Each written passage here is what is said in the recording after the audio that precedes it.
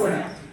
ಎಲ್ಲರ ಒಳಗೆ, ನಮ್ಮೆಲ್ಲರ ಒಳಗೆ ಸತ್ವಗುಣ, ರಜೋಗುಣ, ತಮೋಗುಣ 3 ಗುಣಗಳು ಇದ್ದೇ ಇವೆ. ಏನು ನಮ್ಮಲ್ಲಿ ಸತ್ವ ಅಷ್ಟೇ ಇದೆ, ರಜೋಗುಣ ತಮೋಗುಣ ಇಲ್ಲ ಅಂತ ಹೇಳಲಿಕ್ಕೆ ಸಾಧ್ಯವೇ ಇಲ್ಲ. ಪ್ರತಿಯೊಬ್ಬರಲ್ಲೂ 3 ಗುಣಗಳು ಸೇರಿಕೊಂಡಿವೆ. ಆದ್ರೆ ಒಬ್ಬೊಬ್ಬರಲ್ಲಿ ಒಂದೊಂದು ಗುಣ ಮುಖ್ಯವಾಗಿ ಇರುತ್ತೆ. ಈ 3 ಗುಣಗಳ ಬಗ್ಗೆ ಸ್ವಲ್ಪ ಆಲೋಚನೆ ಮಾಡೋಣ. ಶ್ರೀರಾಮಕೃಷ್ಣರು ಒಂದು ಕಥೆಯನ್ನು ಹೇಳ್ತಾ ಇದ್ರು. ಒಬ್ಬ ಪ್ರಯಾಣಿಕ ಇರ್ತಾನೆ, ಅವನು ಕಾಡಿನ ಮಾರ್ಗವಾಗಿ ನಡೆದುಕೊಂಡು ಹೋಗ್ತಾ ಇರ್ತಾನೆ. ಆಗ 3 ಜನ ಡಕಾಯಿತರು ಬಂದು ಅವನನ್ನು ಹಿಡಿದುಕೊಳ್ತಾರೆ. ಹಿಡಿದುಕೊಂಡು ಅವನ ಹತ್ರ ಏನೇನು ಆಸ್ತಿ ಇದೆಯೋ, ವಸ್ತು ಇದೆಯೋ ಅದನ್ನೆಲ್ಲ ಕಸಿದುಕೊಂಡ್ರು. ಆಮೇಲೆ ಒಬ್ಬ ಡಕಾಯಿತ, ಒಟ್ಟು ಎಷ್ಟು ಡಕಾಯಿತರಿದ್ರು?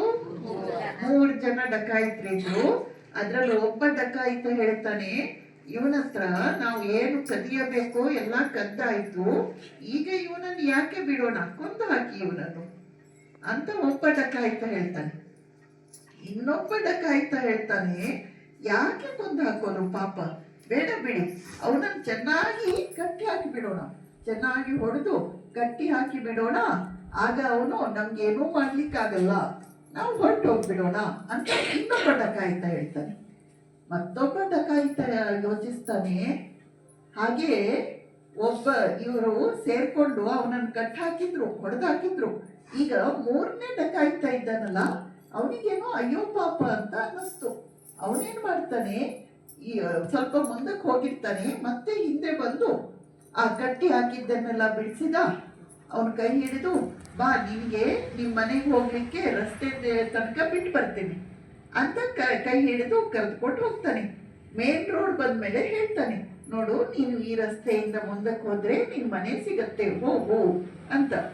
ಆಗ ಈ ಪ್ರಯಾಣಿಕ ಇರ್ತಾನಲ್ಲ, ಅವನು ಹೇಳ್ತಾನೆ, ದಯವಿಟ್ಟು ನೀನ್ ನನ್ಗೆ ಇಷ್ಟೆಲ್ಲ ಸಹಾಯ ಮಾಡಿದ್ಯಾ, ನನ್ನ ಮನೆಗೆ ಬಂದು ಕಾಫಿ ಕುಡ್ಕೊಂಡು ಹೋಗು ಬಾ ಅಂತ.